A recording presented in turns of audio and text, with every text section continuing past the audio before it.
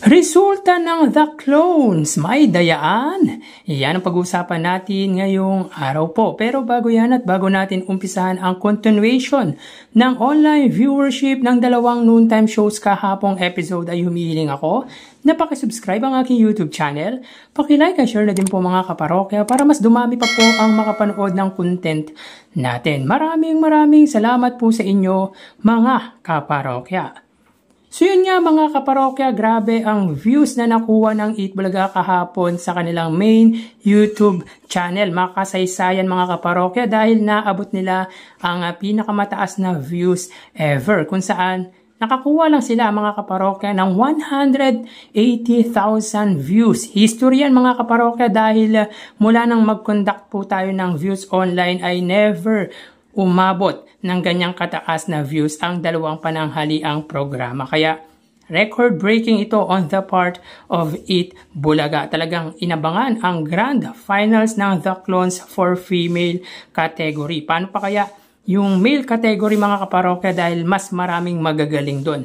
Kaya congrats sa Eat Bulaga for reaching the highest views ever. And speaking of The Clones mga kaparokya, maraming netizen ang tila hindi pabor sa pagkapanalo ng Grand Champion na si Rachel Clemente na The Clones ni Sharon Cuneta. Maraming nagsabi na si Claire at Dulce daw di umano ang mas deserve na manalo. Tulad ng mga comments sa post ng TVJ Facebook account. Well, bet ko yung clone ni Claire de la Fuente pero sa challenge mga kaparokya hindi siya nag-stand out.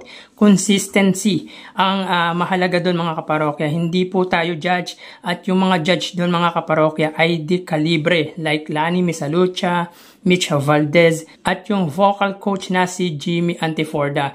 As in magagaling talaga. Well, deserves naman talaga ng tatlong natira pero iba yung challenge mga kaparokya sa tatlong natira at hindi naging consistent doon yung bet ko na The Clone ni Claire de la Fuente. Dulce talaga may laban para maging champion pero hindi tayo ang judge at sila mismo yung nandoon. Mas rinig nila yung mga nangyayari sa loob po ng studio. Yung talagang boses ng tatlo.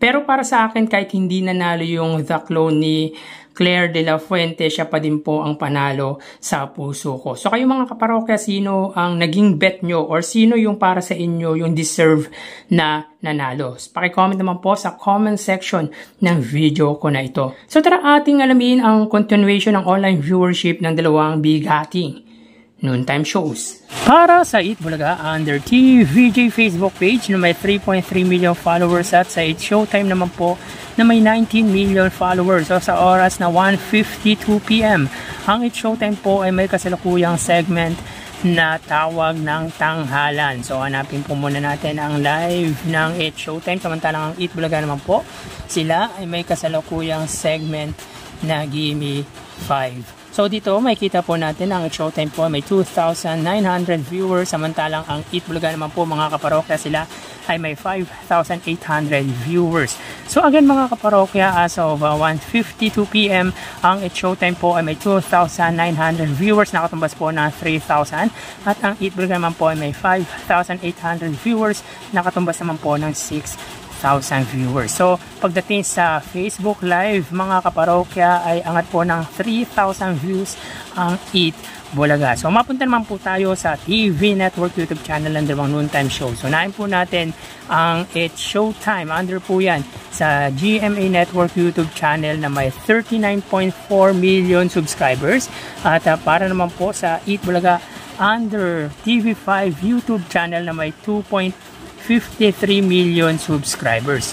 So sa oras na 1:53 PM, ang It's Showtime under GMA Network sila po ay may 19,000 viewers.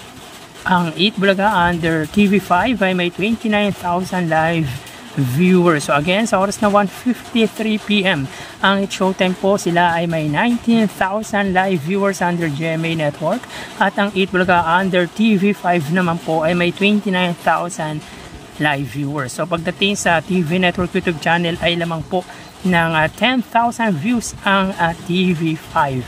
So mapunta naman po tayo sa main YouTube channel ng dalawang noontime shows. Para po sa It's Showtime under ABS-CBN It's Showtime na may 2.65 million subscribers. At para naman po sa Eat Bulaga under Eat Bulaga TVJ YouTube channel na may 1.55 million subscribers. So sa oras na 1:54 PM ang It's Showtime, sila po ay may 57,000 viewers at ang Eat Bulaga naman po ay may 169,000 viewers. So again, sa oras na 1:54 PM ang It's Showtime, sila po ay may 57,000 viewers at ang Eat Bulaga naman po ay may 169,000 live viewers. So pagdating sa main YouTube channel ng dalawang noontime shows mga kaparokya, ay wagi po dito ang Eat Bulaga sapagkat meron po silang 112,000 views na lamang sa 8 Showtime. So bali ang total na nakuha ng dalawang noontime shows ay mga kaparokya, bali ang total na nakuha ng dalawang noontime shows para po sa 8 Showtime ay 79,000 viewers at ang Eat Bulaga naman po ay 204,000 viewers. So again, ang Showtime ay may 79,000 total viewers at ang Eat Bulaga naman po ay 204,000 total live viewers. So pagdating sa online live viewership mga kaparokya ay lamang po ng 125,000 views ang Eat Bulaga. So landslide at tambak na ang Eat Showtime pagdating sa online viewership ngayong araw po ng Sabado. So ulitin ko po, ang segment po ng Eat Showtime ay Tawag ng Tanghalan at ang Eat Bulaga naman po ay Gimme 5. So yan po lumalabas sa kanilang online viewership as of 1:56 PM. So magpapaalam na po ako sa inyo mga parokya. Mag-iingat po tayo. Thank you and God bless.